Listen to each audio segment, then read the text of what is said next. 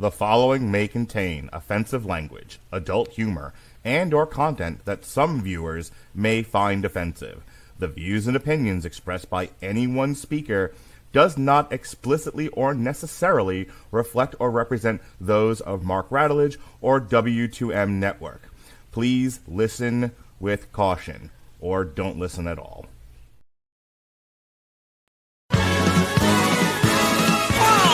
There'll be spectacle, there'll be fantasy, there'll be daring do and stuff like you would never see. Be a movie, yeah, we're gonna be a movie, Starring everybody and me. There'll be heroes bold, there'll be comedy, and a lot of fuss that ends for us real happily. Be a movie, we can watch it all develop, starring everybody and me. We'll take the world and set it on its ear. Come on, join in. We're gonna start right here. And we are going to start right here. Hello, and welcome to a Radulich in Broadcasting feature podcast, premiere podcast, actually. Triple feature. I am your host, the mandated reporter, and frankly, I'm mortified. And woe is us. It's the end of Pride Month, but don't despair, because the man comes around. He's Sean, you're not. Ladies and gentlemen, the man in black, Sean Comer. Don't despair. Gay Pride Month is coming to an end. But, judging from the way things have been lately, I would say we have ample room for Gay Wrath Month to finally gain a foothold. Gay Wrath. The wrath of fabulousness. I love it. Anywho, tonight we are talking Milk, Kinsey, and Lizzy. And here's the gist of all things. You know what the trouble with icons is?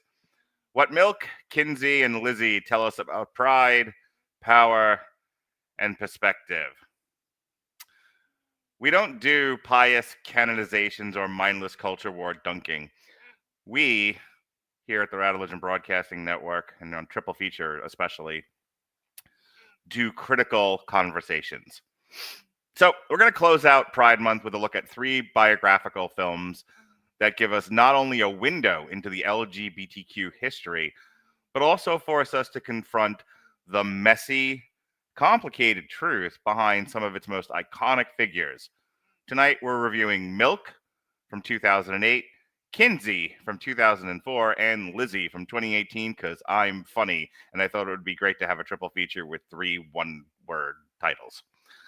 But these are not feel-good hero narratives, my loves, nor should they be.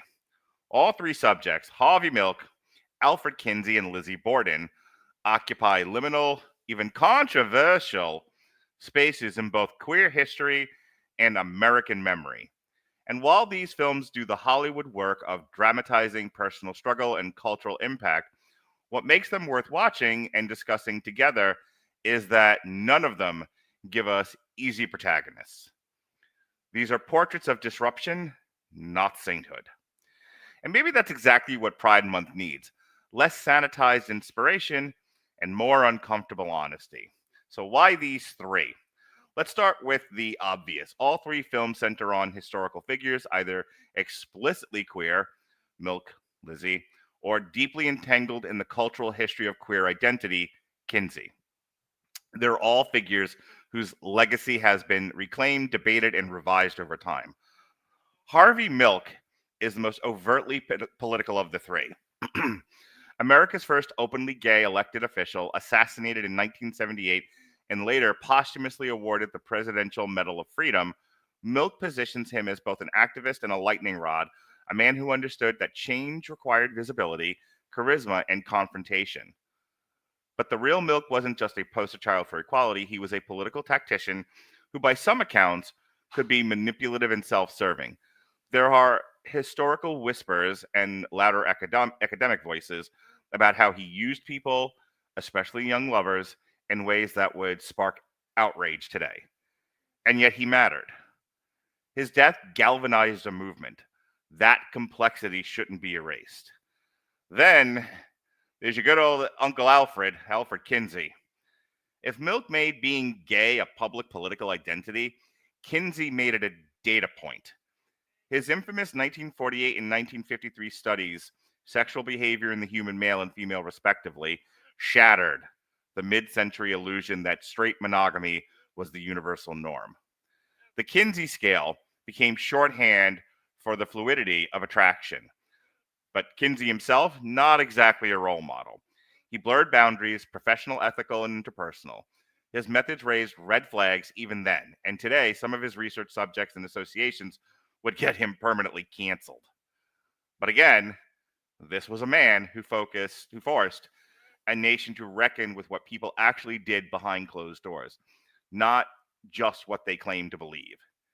And finally, Lizzie Borden, the axe-wielding anti-heroine of American folklore. Lizzie, starring Chloe Sevigny and American treasure Kristen Stewart, reframes her as a woman suffocated by patriarchy and haunted by forbidden love. It's speculative, revisionist, and deeply sympathetic. It's also based on guesswork. We don't know what Lizzie's sexuality was. What we do know is that she's been embraced in queer feminist circles as a symbol of repressed rage and radical autonomy. The real Lizzie may have been a killer, or she may have been railroaded by a misogynistic system.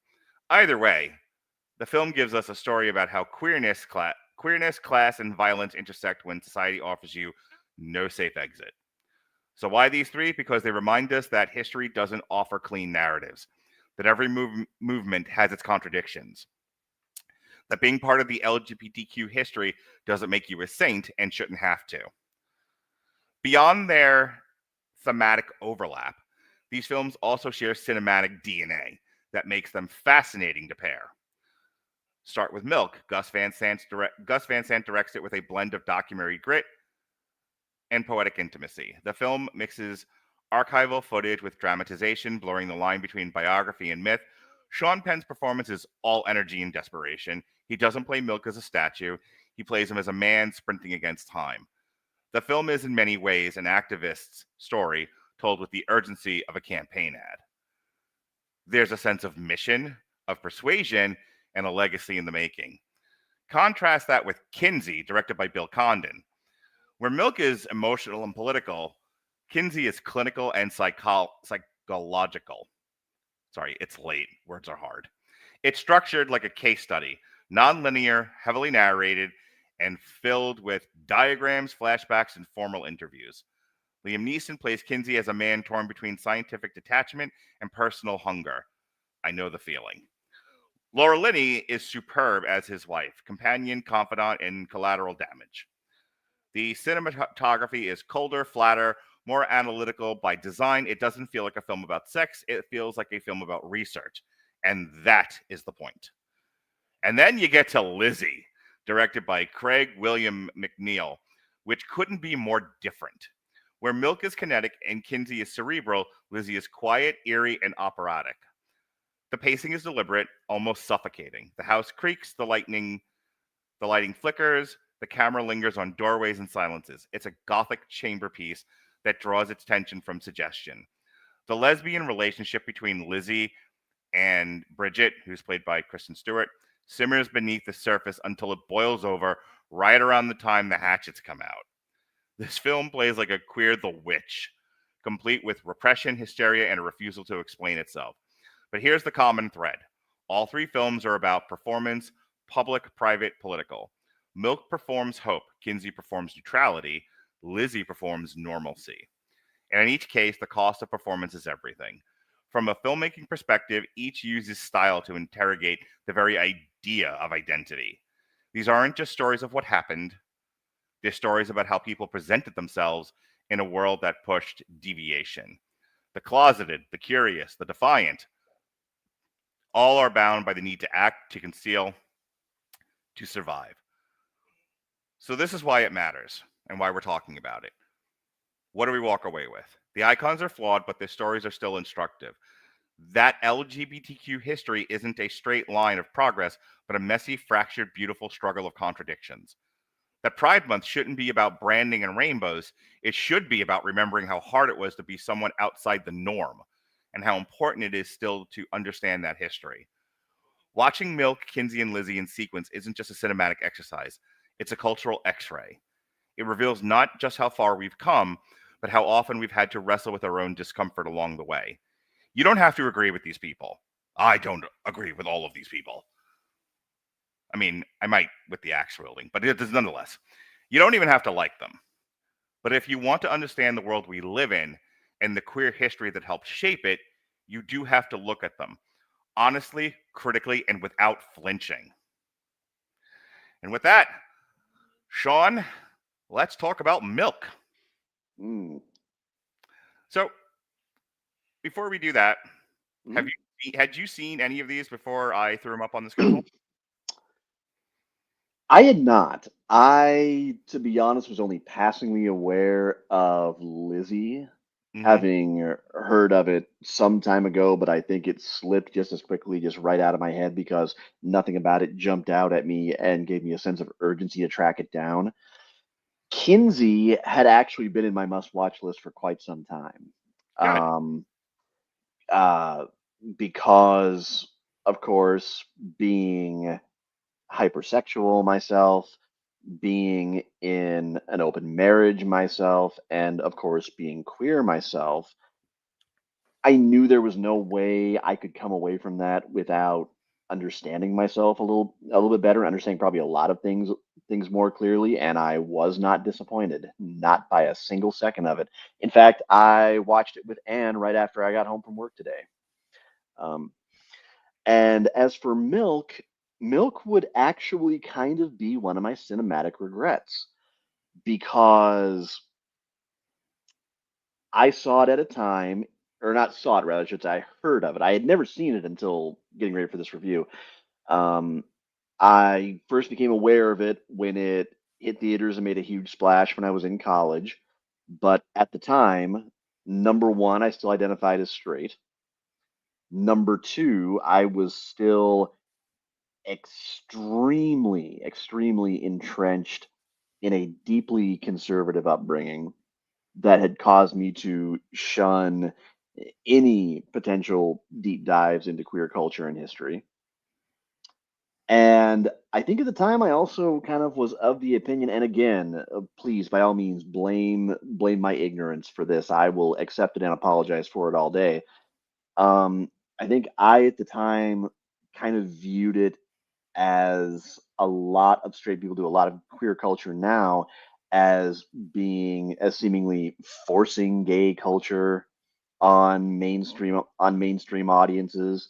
Um, and God, I would apologize for that a million times. I would spend the next hour and a half apologizing for it if I could. It was just such an ignorant, limiting belief that I held. One of many. But now that I've sat down and watched it, I really appreciate this as a cinematic masterwork. And I think one of the very few biopics that, even though I am no fan of Sean Penn or James Franco, that I would watch just again and again.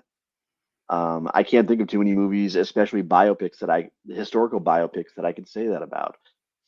But this really was deeply masterful, and I can see why Sean Penn got every inch of the acclaim that he did, and he absolutely deserved all of it. This was a career hallmark for him. I did not see Milk when it came out. I knew it was kind of like an Oscar darling, but I didn't at the time. I didn't Mm, care, and I didn't really know what the subject matter was. And I'll be honest with you, I kind of blind picked it.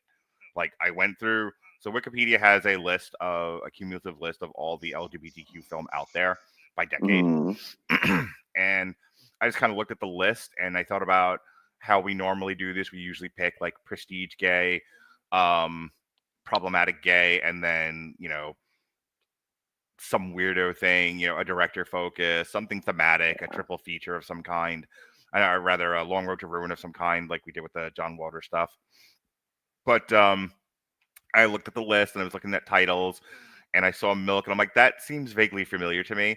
So we'll do that, and then I just had this idea of, wouldn't it be funny if we just did all biographies and all one names? So that's literally how I came to Milk. Kinsey, I have seen before, and being a professional social worker, I am well aware of the Kinsey study, both its pluses and its minuses, its strengths and its flaws. I am also deeply aware that Kinsey is a very. I hate we live with some of the greatest tools to help creativity known to man, but they are edited down, and there's certain things you can't talk about on YouTube, essentially. So we can't talk about why Kinsey is problematic because the algorithm will punish us, and we will be exiled into the Phantom Zone, floating on an LP in space. But I'll try to watch my mouth. Yeah. So there's stuff about Kinsey that's not great, and it's whitewashed out of the movie, but it is what it is. And I don't. There are people I know that throw the baby out with the bathwater, which leaves you dry most of the time. I don't. I understand he's problematic, but there's stuff about him worth talking about, and there's stuff about this film worth talking about. And that brings us to Lizzy. See everything I said about Milk, but less. I didn't even know this existed. I know of Lizzie Borden because of the tangential association with the metal community. So Yeah. we in metal love our axe murderers. So there was a lot of I didn't really know who Lizzie Borden was. Actually, I take that back. I know who Lizzie Borden is. She's a porn actress, and she was married to Rob Black. So this was an educational experience for me. With that said, let's talk about Milk in earnest. Again, Milk is a 2008 American biographical drama film based on the life of gay rights activist and politician Harvey Milk, who was the first openly gay man to be elected to public office in California as a member of the San Francisco Board of Supervisors. Directed by Gus Van Sant and written by Dustin Lance Black, the film stars Sean Penn as Milk alongside Emily Hirsch, Josh Brolin, Diego Luna, and James Franco. Attempts to put Milk's life to film followed a 1984 documentary of his life and the aftermath of his assassination, titled The Times of Harvey Milk, which was loosely based upon Randy Schultz's 1982 biography, The Mayor of Castro Street, of which it won an Academy Award for Best Documentary Feature in 1984 and was awarded Special Jury Prize at the first Sundance Film Festival, among other awards. Various scripts were considered in the early 90s, but projects fell through for different reasons until 2007. Much of Milk was filmed on Castro Street and other locations in San Francisco, including Milk's former storefront Castro Camera. The film was released to critical acclaim and grossed $54 million worldwide off a budget of $20 million. It earned numerous accolades from film critics and guilds for Penn and Brolin's performances, Van Sant's directing, and Black's screenplay. It received 8 Oscar nominations at the 81st Academy Awards, including Best Picture, and went on to win 2, Best Actor for Penn and Best Original Screenplay for Black. Sean, you've been waiting all this time so patiently. I'm so proud of you. Tell us what you think of Milk. Do you like to drink it? You smear it all over your bare butt. Sorry. Milk, the movie. Mark, when I told you what I was planning for that first round of OnlyFans incentives, you weren't supposed to spoil it. Loose lips sink ships and do other things we're not allowed to talk about on YouTube. Sean, what did you think of the movie? 6 months of content planning I have to redo now. Anyway, about the movie. So, I absolutely love it, despite the fact that it is obviously one of the examples of the tropes that gay stories in Hollywood just can't have happy endings. Just not allowed. It's like the DC edict that no one in the Bat family is allowed to have a happy love life. But at the same time, this is absolutely one of the stories that I now realize needed to be told, because, and every year I learn a little bit more about queer history and kind of become a little bit more immersed in it. And he truly achieved something that politically at that time should not have been possible. And That is, he managed to unite a fractured, rudderless queer community on a scale that I don't think even he believed was possible. And you mentioned how he was indeed very politically cunning. Um, he made a lot of decisions and a lot of power moves that would not have flown today. And one of the things that I'm coming to understand about American politics that I don't think I could have when I was younger is that there's very much a common thread with the phrase no ethical consumption under capitalism. And I do not believe that is even remotely a coincidence. I think back to a couple months ago when my best friend Jay was in town to be a witness when Ann and I got married. And one of the things he wanted to do was he wanted to see the Harry Truman Museum in Independence. And I had not been in many years, so I decided that sounded great. As I walked through the exhibits, I started coming to the one that talked about his early days and his rise in Kansas City, um, especially under the political machine here. And what struck me about it was the fact that Truman never really tried to cover it up. In fact, in both his private correspondence and seemingly in public, he was pretty candid that it left him uneasy, but that it there were they were sacrifices and perhaps black marks on his reputation and shady dealings he was willing to make in order to get some things done to serve his people. Not to serve him necessarily, but to make good for his voters. That is very much the way that I've kind of come to perceive Harvey Milk is that, as you said, he absolutely had his personal failings, without a doubt. Um, so many of America's greatest politicians and leaders absolutely have. Um, did he play fast and loose, make some very ruthless decisions in order for him to get into office so he could ignite change and could continue to unite San Francisco's queer community and give them a seat at the table so they could have a power, so they could have a voice? Yeah, absolutely. And part of me kind of likes to think that if he were alive today, that his response would be I'm something akin to I regret hurting people, but would I make the same decisions again for the same ends? Absolutely. Because it's so easy to whitewash so many figures. My favorite example is, of course, in school, much like I'm sure you did, um, about all we really learned of Martin Luther King was bus boycott, march on Washington, I have a dream, fuck, I'm dead. We never talk about late stage Martin Luther King Jr., who was getting pretty fucking fed up with Whitey and realized that the white American moderate in either party wasn't worth trying to win over. He was radicalized, he was disenchanted, and much like the American Democratic and Republican parties on a certain timeline, he and Malcolm X were kind of switching lanes. Malcolm had really started to come around to white allies a little bit more. I remember that kind of striking me about his autobiography when I read it. King was kind of taking his role and going, no, no, no, no, no, brother Malcolm. I think you might have had the right idea in the first place. I I might have been a little bit too generous. And there's Malcolm Um, X going, God damn it, I wish Plymouth Rock had landed on my head. I can't win. I can't win. But what I loved about this movie is it would have been so easy, I think, especially given what I remember of the climate at the time surrounding the gay community, to have really gone even harder in the Oscar bait direction. Um, Complete with probably some really ham-fisted, over-the-top, I am Spartacus levels performances of heroic martyrdom.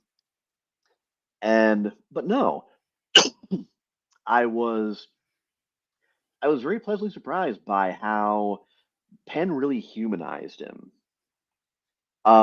He didn't make him a god. He didn't make him a demigod. He didn't even necessarily always make him a hero. Um, Oftentimes, he made him a man that seemed like he only barely had a plan to begin with. But then as he went along, the plan started to just flesh out a little bit more and a little bit more. But at first, he very much just wanted to do something, but he just kind of learned from each failure and it kind of kept moving and kept moving and kept moving. But through every stage of the movie, you see him being very much hell-bent on not just trying to bring the queer community together, but to bring them further out into the open. I personally, given my feelings about really kind of urging people to come out before they're ready, I was a bit taken aback by the basement speech about coming out. But and still am, but to an extent, I also see what he was getting at in terms of him being deeply sick of everyone feeling like there was always a gun to their head keeping them in the closet. It wasn't always a matter of, just like now, it's not always a matter of I made a choice to stay in the closet. It's a matter of my choice wasn't much of a choice. If I came out, I was putting my life at risk. I was putting my family risk, everything I know at risk. Um, so I guess you could say it's a queer tragedy, but at the same time, he also really did plant so many trees that he never got to sit beneath. And I appreciate now kind of how much more ahead of his time he truly was. And part of me just makes me think, God, what could have happened if you had lived just a couple of decades longer? Biographies are the hardest thing for me to review because the narrative is written. This is someone's life. So biographies are also a tricky thing to make, and I will cite for you the recent sort of complaining that's been going on about music biopics. They all follow a same, no pun intended, rhythm. Um, I think that was there's kind of how we got Walk Hard. Yeah, oh, it was absolutely how we got Walk Hard, except that despite Walk Hard skewering the genre, we've got, we still got Oscar nominee, a complete unknown, and there's been some others of late. Robert and I talked about this a little ways back. You know, Mhm. Hollywood is still making Bohemian Rhapsodies and Rocketmans and Complete Unknowns and Walk the Lines and Rays. Um, Getting back to the major point here,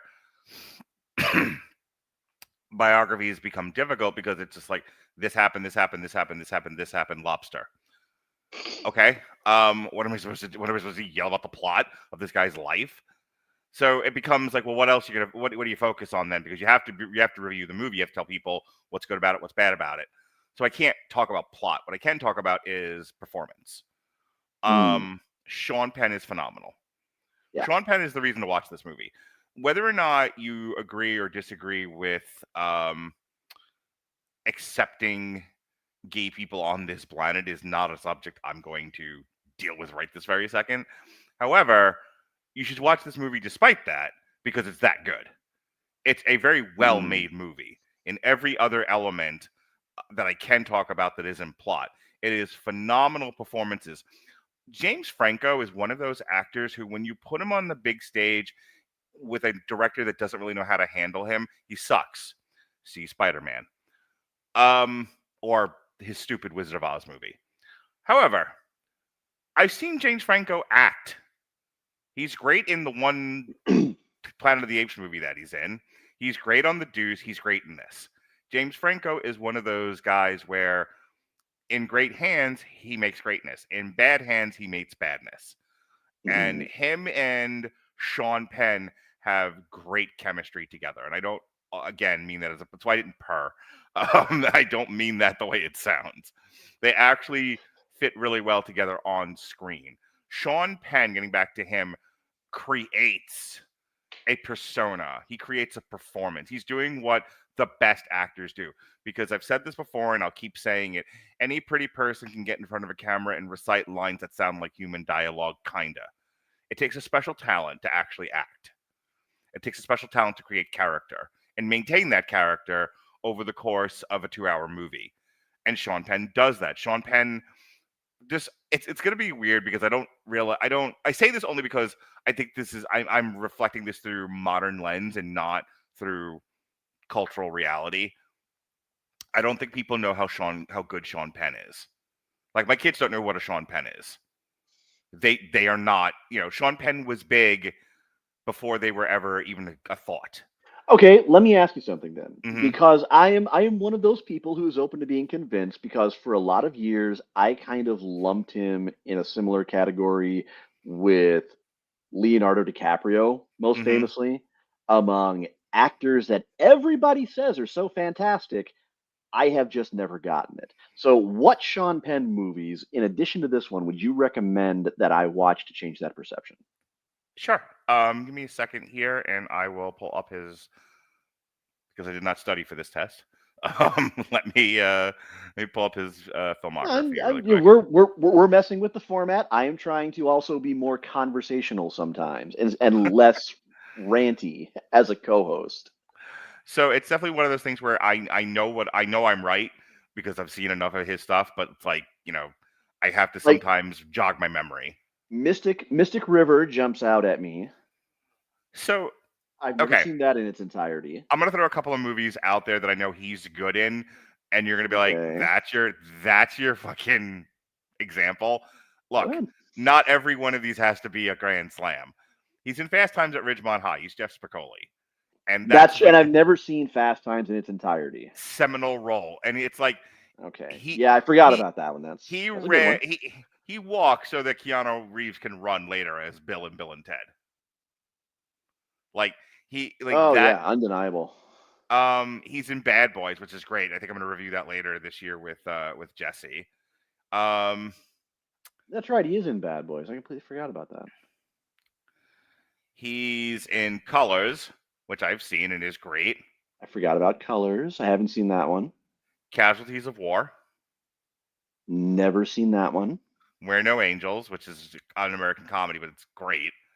Oh, I've heard of that one. Okay. He's in Dead Man Walking God. with Susan Sarandon. Okay. Dead Man Walking. I swear to God. And by the way, bear with me. Yes, I am quite high. Um, is one of those Oscar movies. There's so many of them.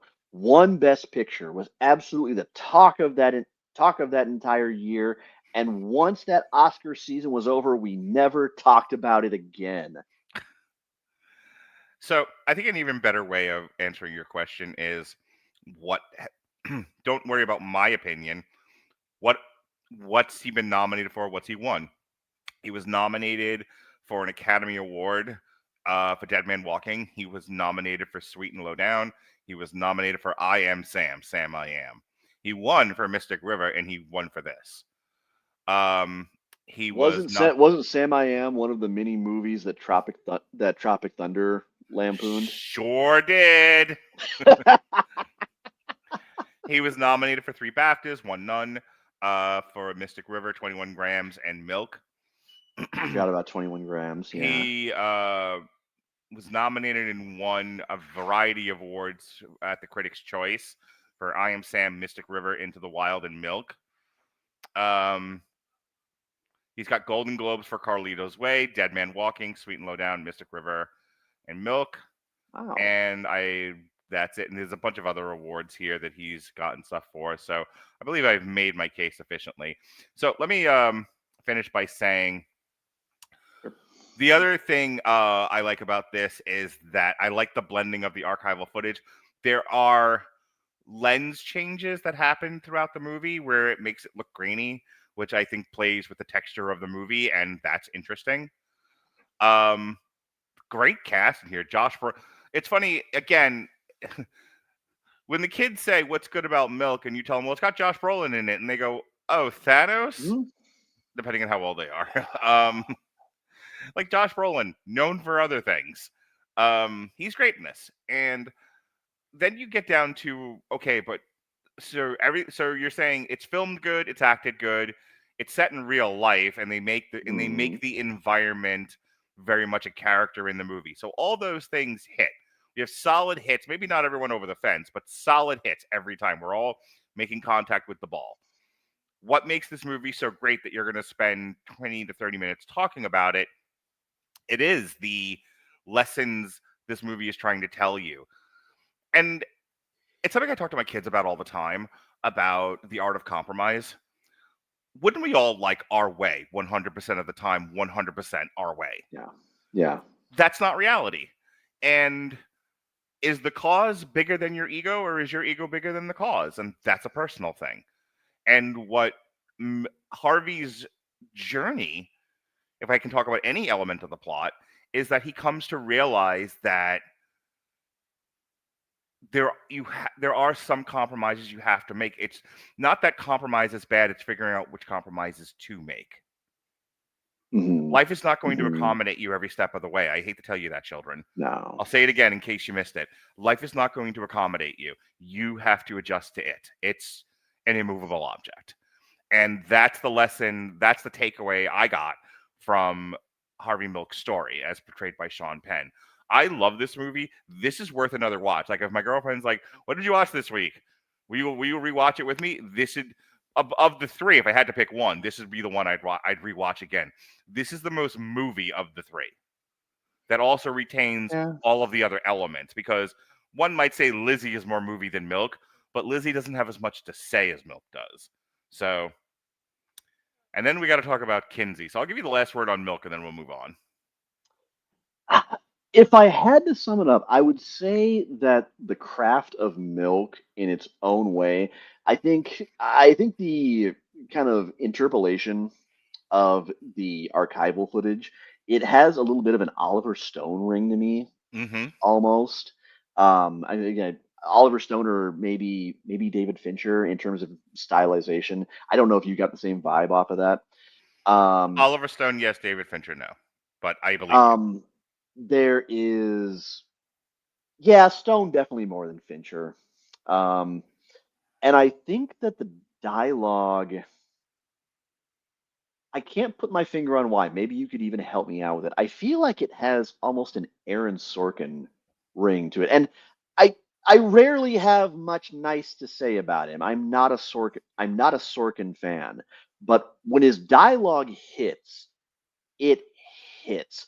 I don't know that I necessarily trust him with character all the time, or not to just knee-jerk straight to wish fulfillment.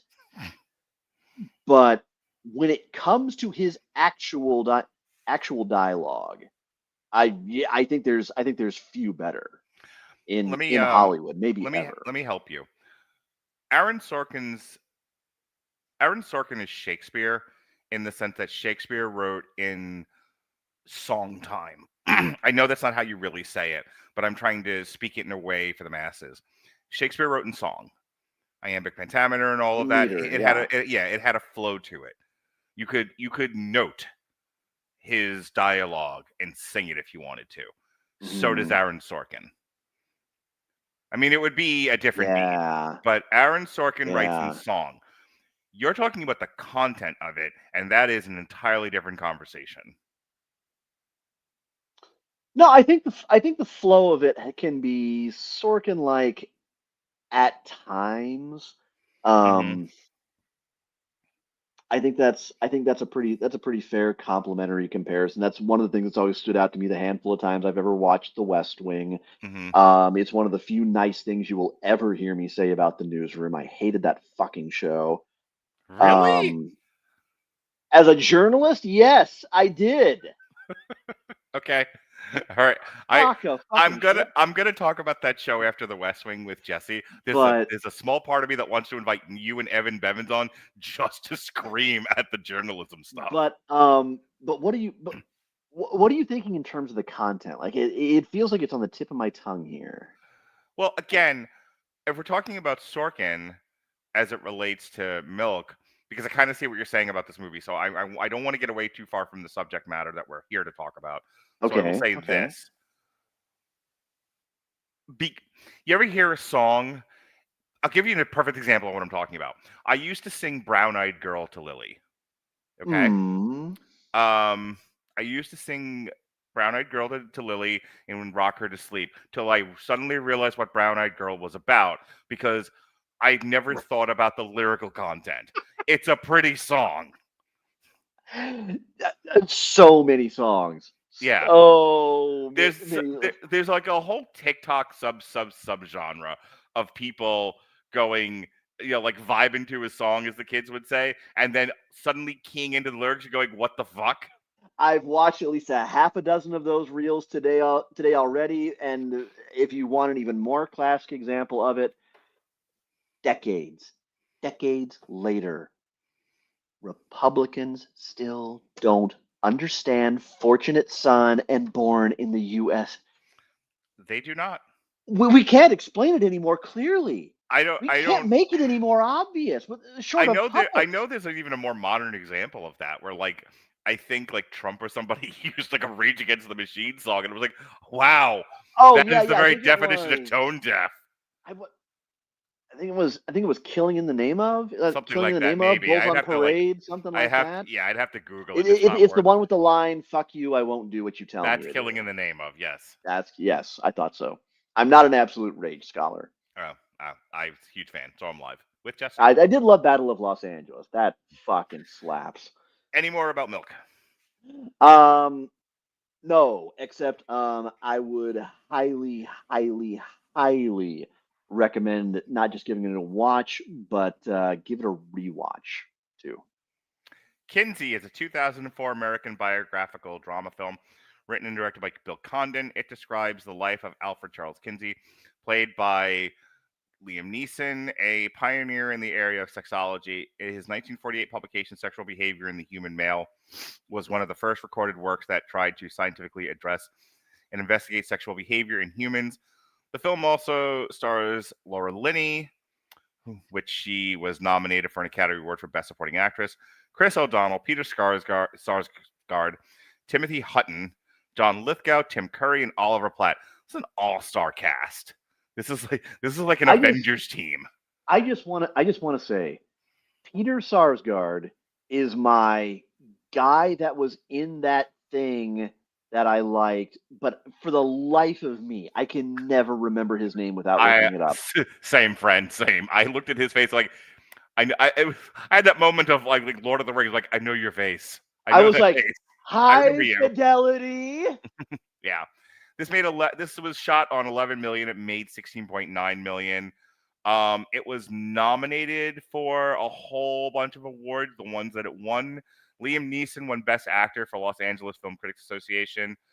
The movie itself was a top 10 American film of 2004 for the American Film Institute, a top 10 film for the National Board Review. Laura Linney won the Best Supporting Actress Award for the National Board Review. And then, like I said, it was nominated for a whole bunch of other awards all over the place. In 2004, it was listed fifth by Stephen Holden in the New York Times, fifth by Owen Gleiberman of Entertainment Weekly, sixth by Peter Travers of Rolling Stone, seventh by A.O. Scott by the New York Times, former newspaper. Jack Matthews, seventh in the New York Daily News. And this goes on and on and on. And it's like in a bunch of other top 10. So it's kind of a fun movie to sort of wrap your brain around because on the one hand, it's obviously recognized as a very well-made movie and very well-acted movie. But nobody seems to give a shit about it. So, it's not exactly, it wasn't exactly putting butts in seats. So with that said, I'll let you go ahead and talk about what you thought of this movie, Sean. I thought it was brilliantly understated. On so when you look at the content and what it sometimes cheekily tried to market on, you can see how it would have been so easy to go in another direction where you really highly stylized everything, played to shock value. But Mm-hmm. no, it plays very much like a nice, understated little indie, the kind of thing that Liam Neeson loves to pop up in when you least expect him. It's No, not an accurate comparison. I was gonna say we're talking about In Bruges versus Taken. But it's one of those. But the fact that he's so adept in kind of any role he's in, like that, and going from that to, you know, the Lego Movie to Taken to Kinsey, right across the board, just The Phantom astonishing Menace, range. Yeah, the Phantom Menace, Qui-Gon Jinn, um, but the forthcoming it, Naked Gun movie. yeah. Oh yeah, he's gonna succeed Leslie Nielsen. My Sure. God, the career this man's had. Um, but what I love about this is it's a very understated, in my opinion, very fair portrait of the man who blew human sexuality as we had known it wide open and gave us kind of the Big Bang moment, that seminal moment for everything that we enjoy about modern sexuality today. You could argue that so much of it just came directly from him. But like a lot of the movie, it remains thoroughly clinical.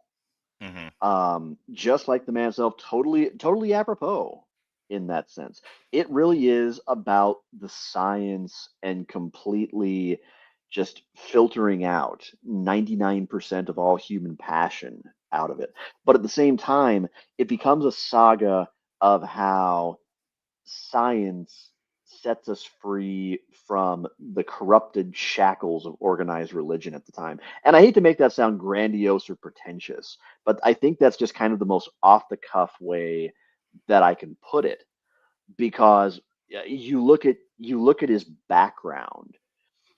You look at his like deeply entrenched fundamentalist Protestant background, his community, the time he grew up in, and it kind of became the crucible that forged him into a crusader for kind of the liberation of one of the most fundamental aspects of being human. And that's, not just reproduction, but, intimacy. And he set us free for that with a whole lot of absolutely, utterly obsessive research. And science kind of brought out into the light what the truth that religion just couldn't hold back anymore.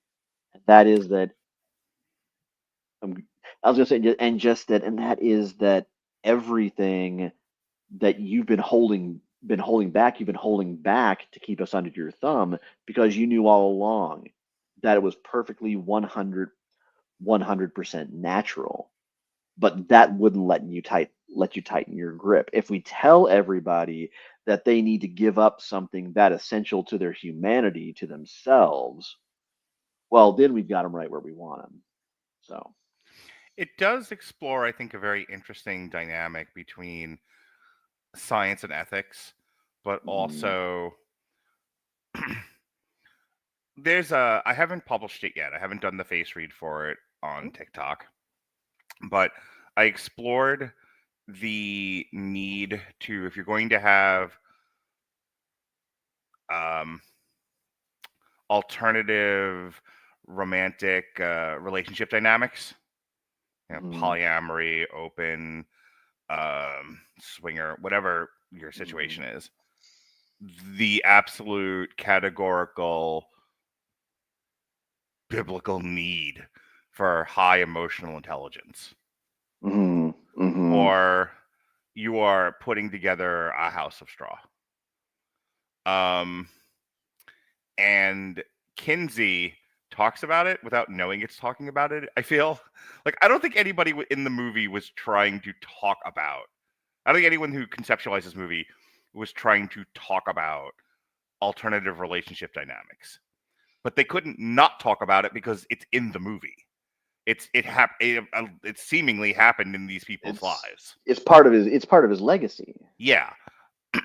It's, if people are wondering like why does this movie fit in with, into Pride Month, it's because when you look at what one of the things Kinsey was doing, one of the things that also makes him problematic is in a very removed from emotion and ethics way, in a purely Vulcan scientific way, my favorite way, quite frankly. He looked at sex and went, it's this, not that. And these things are fine because sex is fine. And he said it in the worst possible time to say it in the modern century. It was like, Oh yeah, it was yeah. like, you not the right audience, pal. But when would have been the right No. audience? What if you go back in time and shoot Kinsey and now none of this ever happens? When does it become the right time to address this stuff? Because look, even with the Kinsey studies and decades of sexual progress and the sexual revolution of the 60s, we're still a very puritanical country. We're still Oh, wrestling. extremely. We're still wrestling with a lot of this stuff and losing. So, it had to happen at some point. It might as well have happened when it did, but I can't. But then you can't then not acknowledge maybe there will never be the right audience for it, but there certainly wasn't back then. And here's the thing: much like Milk, he doesn't want to compromise his scientific integrity, which is a big part of the movie, and probably one of the best parts of the movie, because smart people have all been Kinsey at some point, of knowing, if you would just let me dissect the baby, I'll find the cure for cancer. And they're like, we can't dissect babies. Why can't I dissect babies? Because that's not ethically good, and babies are innocent, and that's culturally inappropriate at best. And it's like, but the cure for cancer lies within baby bone. It's like, this is how ridiculous this gets. You bringing up a person is more than just teaching them binary right from wrong. You also have to ingrain culture. You have to ingrain ethics. Not just. I mean, when I say right and wrong, I'm talking about in like the legal sense. Like, don't Well, do this, do that. and as the movie kind of demonstrates, you Mm-hmm. sometimes also have to account for what happens when this person that I've raised grows up into someone whose natural best path diverges from the culture I've invested so much in instilling in them. I'm so glad you brought that up, because the best scene in this movie is the scene between John Lithgow and Oh yeah. Liam Neeson. It's funny. I just saw Elio, The and sex history scene. yeah, I just saw Elio, Mhm. and there's a line in Elio where he says, "I don't," where the father says to the son, "I don't always understand you, but I love you," and Mhm. Kinsey, that scene with John Lithgow and Liam Neeson is that, but with a lot of layers over it. Because at the heart of it, John Lithgow loves his son, but John Lithgow wanted his son to be in the heteronormative, religiously conservative culture that he has a lot of power in. And Liam Neeson's like, no, I want to dance. and, and while second Monty Python reference every week. But there's a big part of John Lithgow that's just like, I hate what you've become, but I don't hate you. And Mhm. Liam Neeson's like, I don't hate you either. I hate what you are, but I don't hate you. And I wish we could find a way to connect. And through the sex study, like John Lithgow originally like way uncomfortable with it, like won't do it, and thinks this whole thing is a giant waste of time. Which why wouldn't he, given what he is? And then he's like, but I love my son. Damn it. Mhm. I'm gonna do this because I love my son, not because I think this is good. And that is Mhm. the beautiful nuance of human existence. Mhm. Is you don't I get frustrated with people's like comment takes on social media, because they tend to lack nuance. They Yeah. and I think there's my frustration most of the time with a lot of this stuff. Um and that's what Kinsey is doing, the movie at least, is it's really like examining a lot of nuance. It's a heavy film. From a craft point of view, it's the least interesting of the three. It's not playing with time the way Lizzie is, and it's not aesthetically interesting the way Milk is. It's just kind of FM radio. It's just, it's here it is, a format that works. I don't know if I would even say FM radio. I would say we might be talking NPR here. Sure. My point is, it's as standard and as like rote as this kind of a movie can get. The interesting stuff about this movie is what this movie is about and the performances, not in any way how it's made. So Oh no. There's nothing groundbreaking. Well, just like no, we're gonna say the same thing about Lizzie. There's nothing particularly aesthetically groundbreaking about Lizzie. It's not going to blow your mind. no, but I'll take a period piece that is true to the period over what they did in Kinsey, which is yeah, we know what it is because we're aware of that time. We're culturally aware of the time in which it takes place, but and it's accurate to the time. I don't want to disparage the movie and say like they made the 50s and the 60s look like 1980 or something like that. But it's kind of like when like someone shows you an old black and white picture, like this was my ma and pa on the farm, and you're like, that's nice. Inspires absolutely no feeling whatsoever. Correct. Laura Linney is fucking phenomenal. This thing deserves every award that she was offered. Definitely. I have said time and time again, I don't know if enough people know how good Laura Linney is because Laura Linney isn't in Avengers movies. So she's in everything. She's in everything that you've seen, but she's also like like nice white blonde lady. So she's not particularly distinctive unless you're a film person. I would say Peter Sarsgaard was remarkable. Mm-hmm. Oliver Platt was, very Oliver Platt. Tim Curry, fascinating thing about him. Mm. This is probably the only time I've ever heard him use anything other than his native accent. But damnedest thing, I have spent so many years hearing that velvety, honeyed tea voice that even though he was speaking in a bog standard American accent in the movie, in my head I was still hearing every single word of dialogue in typical Tim Curry voice. I don't know if it's just maybe my ingrained memories of him, or if maybe I really got to write down what strain that edible was but I can't unhear it. Um, but God, overall, really rock solid.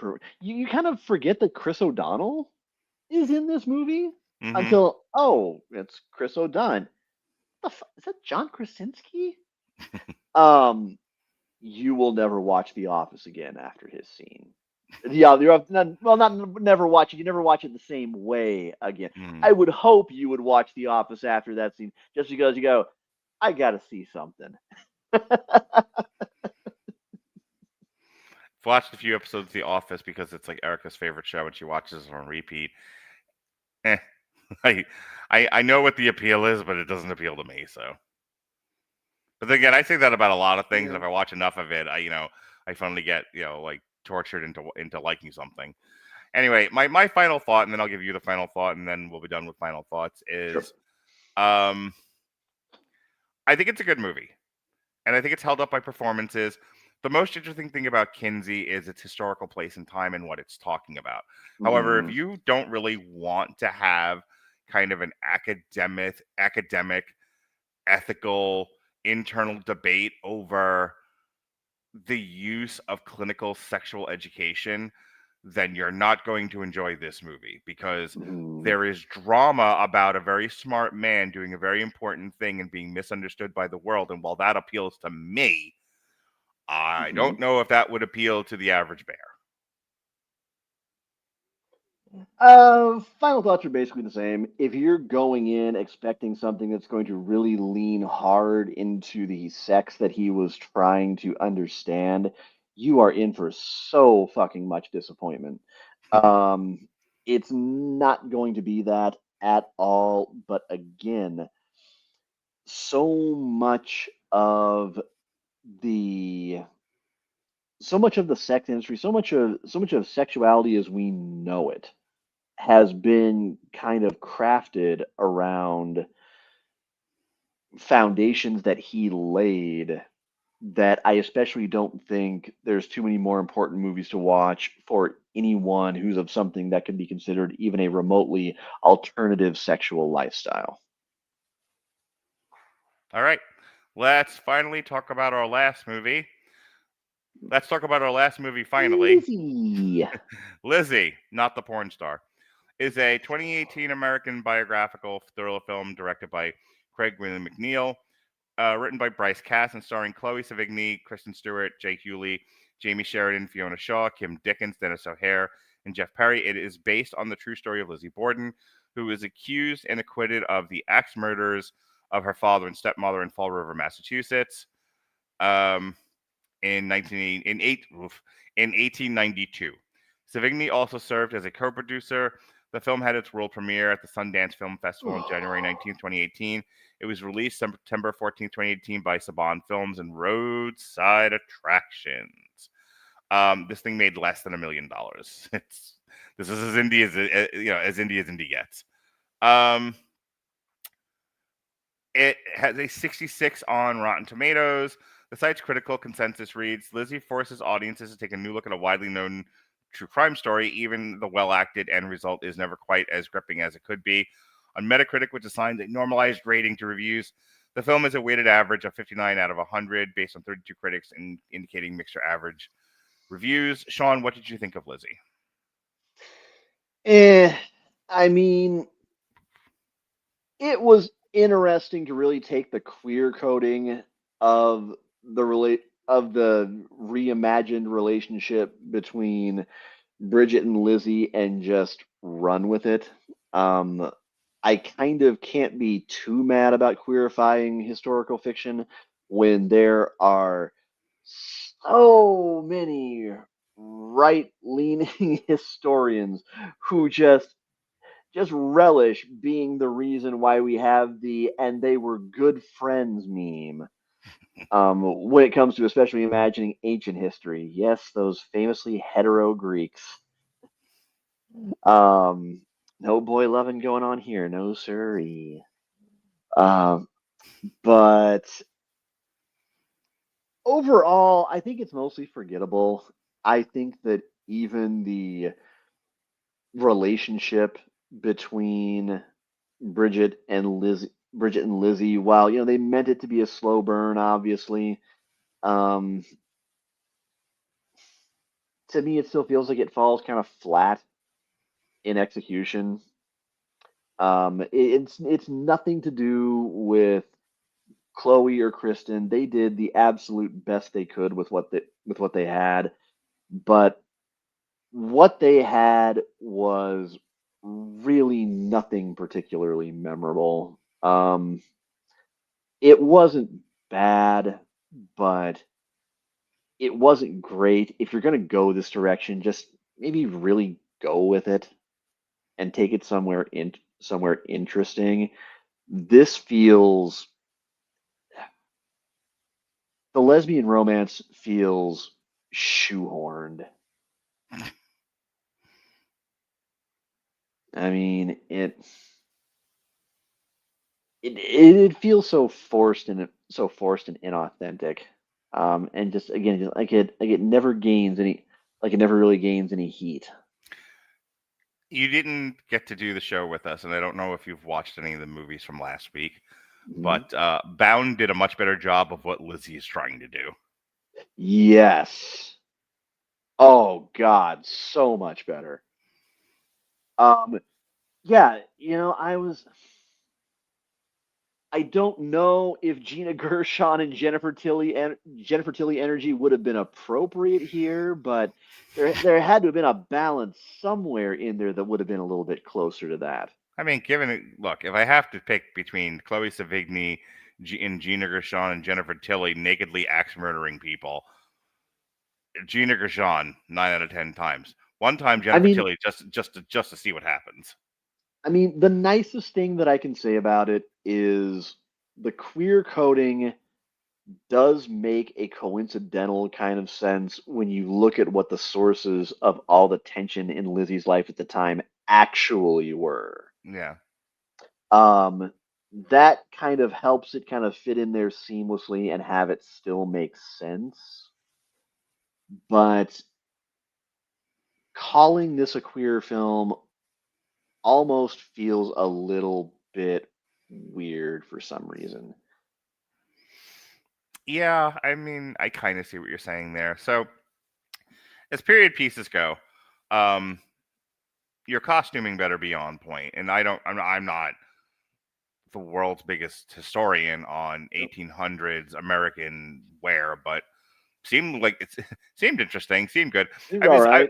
I Yeah. when in high school I was in a production of The Crucible. I played Cheever, and Mm. somebody compared it to The Witch. Uh, in my opening, it was compared to The Witch. I was actually thinking this is more like The Crucible. For me, it had a very like Crucible feeling to it. Um, like I would almost, if we could resurrect Arthur Miller or tell ChatGPT to write in the style of Arthur Miller and then feed it this script, I think this would be better. Uh, Um, and then maybe directed by Mel Gibson. I feel like you definitely have the pro Chat GPT plan, right? Yes. Same. Yeah. So anyway, that said, my biggest problem with this movie, it's not bad. It's just it takes an hour for it to go anywhere at all. It really doesn't ratchet up tension the way a movie like this is supposed to. It doesn't ratchet it up as fast as it should, and it doesn't ratchet it up Mhm. enough. And really, you're just here to see Chloe Sevigny axe murder her dad and the stepmom. And by the time you Mhm. get there, it isn't really worth the payoff. No.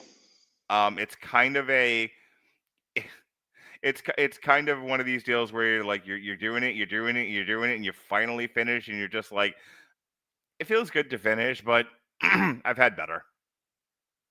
Yeah. I would have welcomed maybe a little more Tim Burton Sleepy Hollow. Dorian would agree with you. I My would son agree with asked Dorian. my son asked me last night because we were talking about something, and I said, and I called George Lucas a monster, and I called Tim Burton a monster, and he was just like, "Damn it, father!" He called me father. He said, "Damn it, father! Is there a director you do like?" And I listed about 20 of them. Sure. None of which were Tim Burton. So anyway, but I'll talk more about that in October. In general, like I recommend Lizzie only to people who are really into film and have the patience for it. Because like this is not an easy watch if you are a casual film person. This is, like I said, this is as indie as indie get. This and it's almost like they shot this knowing it was only ever going to be an indie film. Like when somebody was just like, we have distribution, like before they shot a reel of footage, they were like, well, how are we getting this movie to the masses? Like roadside attractions, and they took the script they had and like throw it away. Just this is, no one's gonna see it. So make an art piece and be done with it. Whatever your vision is, just do it. Who cares? Because no one's gonna watch. Um, Yeah. and like I said, so when you're given when there's nobody there to tell you don't have good pacing or tension throughout this thing that should have good pacing and tension, you Hmm. get this. I think it's intentional. I think it's intentional, but I don't think it pulls off the execution. It just kind of becomes in a way, kind of the standard wicked father slash stepmother story. And there's just, you kind of think that there might be some more depth to it at some point. Maybe some layers might be revealed for either the father or the stepmother. Hmm. No, no such thing. Never Honestly, at you want a any better point version of what this at movie's all. you want a better version of what this movie's trying to accomplish? Watch the live action remake of Cinderella by Disney, directed by Kenneth Branagh. I never have watched that. It's the best live act. It's craft wise, it's the best live action remake they've ever done. Hmm. That might be saying something because craft wise, I think for the most part, from what little I've seen in clips of the remakes, craft wise, they haven't been bad really. Up to a point, yes. They hit the wall with the Lion King and they've never recovered. But They still very much look like Disney quality movies, though. So we have talked to death about these on Damn You Hollywood. I'm not going to revisit that.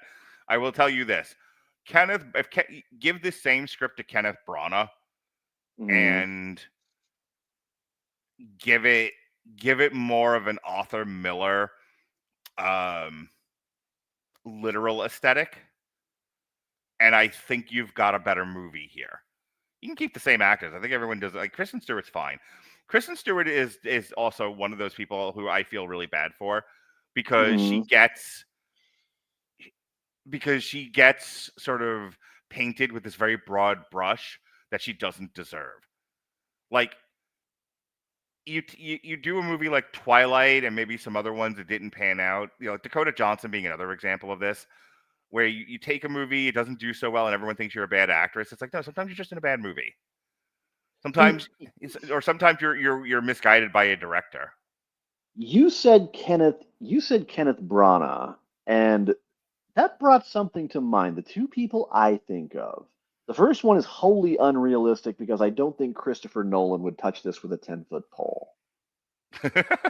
But you know who I think Hang on. might have? If Christopher Nolan directs Lizzie, you know who plays Lizzie Borden? Um, damn it. That would have been funny if I didn't lose the actor's name. Take two. Hey, Sean, you know Yeah. what if Christopher Nolan had directed Lizzie, you know who would have played Lizzie Borden? Who Tom that? Hardy. Nailed it. Ken Watanabe as the stepmother? Yes. No, or Cillian Murphy. Cillian Murphy as the. Yes, yeah. Yeah. Do Lizzie again. Boy, and now we ruined the Notebook for everybody.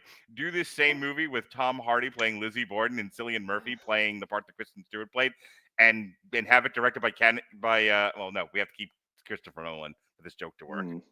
Yeah, gold. But you know which director I think would have probably had a bit of a field day with this script? Jodie Foster. Okay. I think it would have definitely had more of an aesthetic. It would have had more of an aesthetic, and she might have been able to take a better hand in the character development for both Lizzie and Bridget. That's kind of my thinking. Yeah, no, I don't think you're wrong. Okay. Well, if there's nothing else, I think we can call it for the night. Oh yeah, yeah. I think we went 2 for 3 on this week's selections. Yeah. I mean, like Yeah.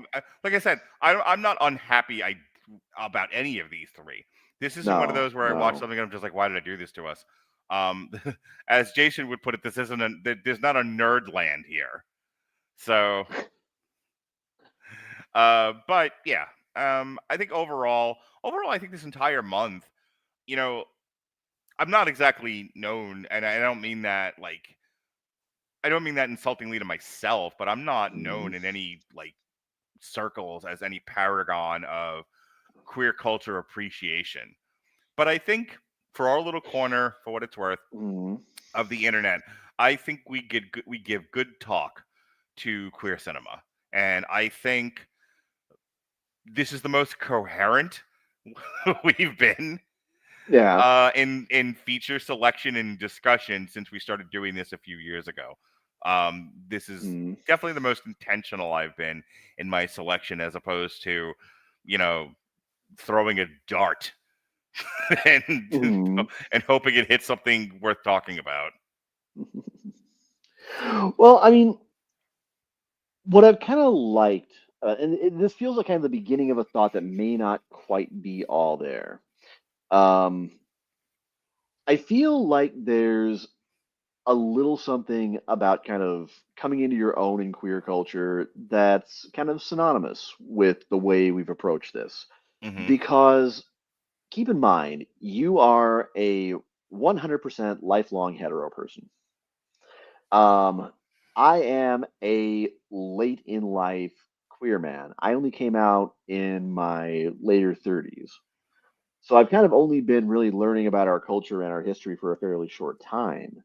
And so, in a way, we're both coming at exploring this art through our own distinct lenses, but through lenses that aren't that far apart in terms of our exposure to it.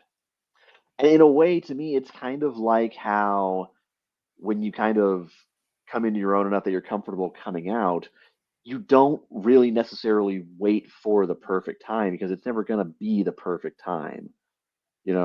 Chances are you're not going to be able to come out to your new boyfriend at midnight on June 1st under the moonlight on Christopher Street or Haight Ashbury in San Francisco. Sorry, probably not going to happen. But maybe you're doing it over a shared cigarette or over a couple of solitary beers or maybe just a good late night cry over the date or sexual encounter that you can't tell anybody else went wrong. Um, Sometimes you just kind of have to take these things as you find them and just run with them as you're able to and kind of make the hard mistakes along the way. I mean, just like everybody in our three movies did tonight. They all made mistakes because they realized that the right time and the perfect time aren't always the same thing. You can wait forever for the perfect time to do anything big.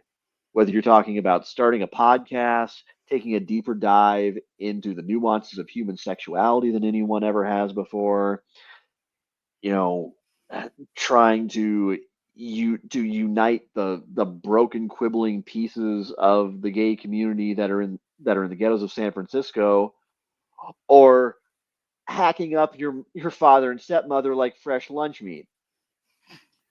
There's All just laudable goals. yeah, there's okay, fine. Or since it's Christmas, kissing the cute Irish servant that you've been sweet on for months at a time. Sometimes you've got the hand that you're dealt, and instead of trying to change your cards, all you can do is just figure out the best thing you can do with it, and then doing that. So I commend you on kind of allowing us the space to just do the best we can from where we're at. All right, folks, that concludes Pride Month here on the Rattlevision Broadcasting Network, as well as this show. This past week, I went through puberty. Jesus, did you hear that squeak? Now say rated R superstar. This past Sunday, myself and Jesse did an extra source material because we have the upcoming Superman movie this July, directed by James Gunn. It is in part based on All-Star Superman. When I read the Wikipedia, it's based on a lot of Superman books, because we can't just pick one or two. But All-Star Superman was the one that was most touted as being the inspiration for the new Superman movie. So we read it, we talked about it. I'm going to sell it on TikTok. It's a grand old time at the Old Town Opry tonight. Monday, we talked Ilio on Damn You Hollywood. Friday, myself and Jesse Starcher will be back in the studio doing sessions. We're gonna make a dubstep song out of a gag reel at the end of an Ant-Man review that we did years ago, because playing with AI technology is fun. Sunday, I am going naked swimming. So Monday, we're talking Megan 2.0. Oh, Monday morning, we're gonna crucify this movie because it's gonna suck. Oh, Megan 2.0, you shouldn't have been made this year. Sorry. Every other day. Anywho.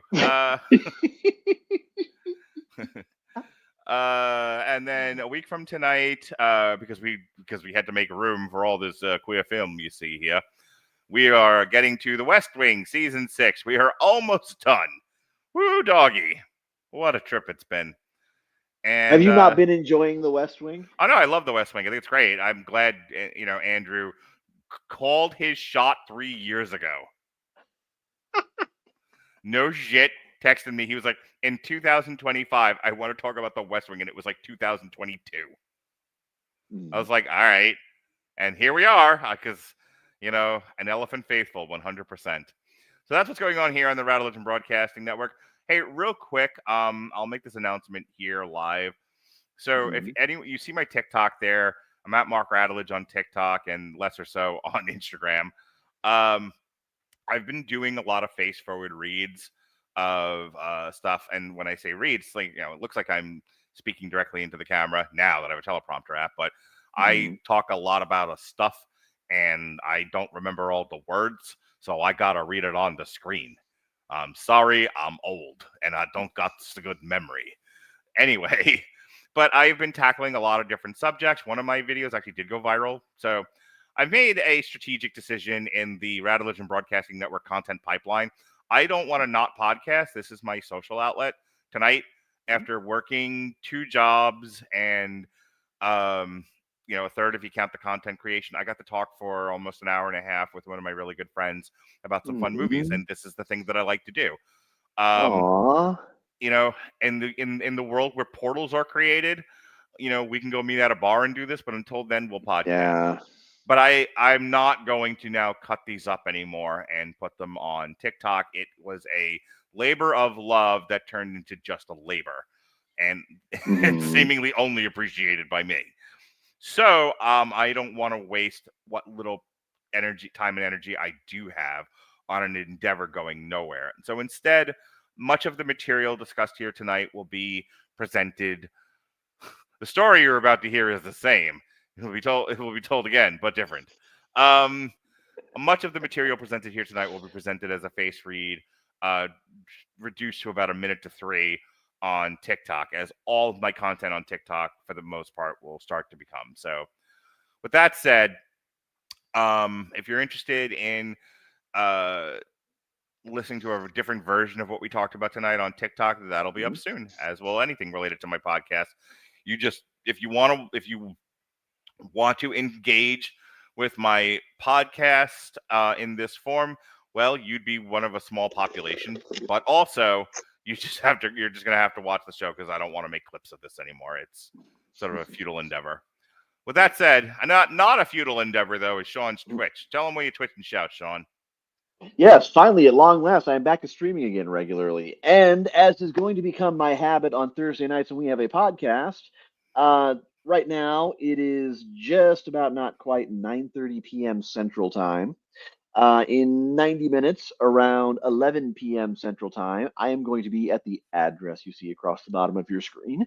We are playing like I said, we are skipping Overwatch for about a week, so I can take a break and cleanse my palate.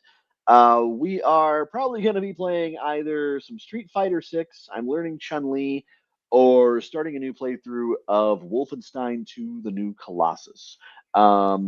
You can find me every Thursday. As for other nights of the week, I would recommend following and or subscribing, and then turning notifications on to get a little ding every single time I push the button and go live with the gaming. If you like Sean tonight, why wouldn't you? He's the bee's knees. He will be back twice in July. We will be doing a long road, unless we're not. We'll be doing a long road to ruin on the I Know What You Did Last Summer trilogy. We will be also doing a long road to ruin on one of my passion pieces I've been wanting to talk about for a while now, and I just decided we're doing it. The Oceans trilogy. Notice I said trilogy. 3 movies. Only 3. In August, we'll be doing a triple feature, Swimming with Sharks, Suicide Kings, and American Psycho. A tribute to the angry 90s. I've been wanting to talk about Suicide Kings for years, and finally someone brought it up without me needing to prompt him. Yeah, it's one of my favorites. And because I'm a sick fuck, on August 14th, we will be talking Irreversible, Base-moi, and Trouble Every Day. Hey, Sean, want to know what those are about? They're about grapes. Juicy, juicy grapes. I can't say the real word on YouTube. Oh.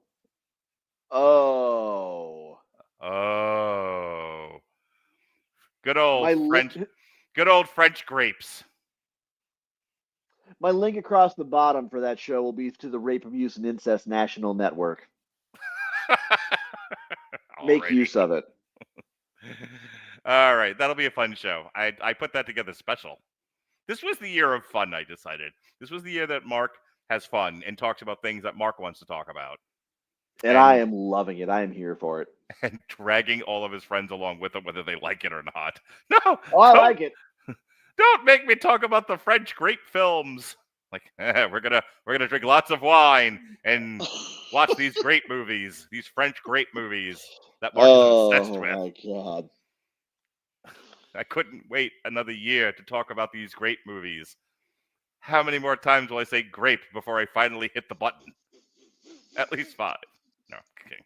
All right. Well, that's there'll be more movies along the way, but I don't want to do an hour and a half of plugs. So, for Sean and for Grape Ape and the Grapes of Wrath, Oh my god. make America grape again. Be well, be safe. Jesus. I got him. Y'all ain't raised right. Y'all need Jesus. Be well, be safe, and behave.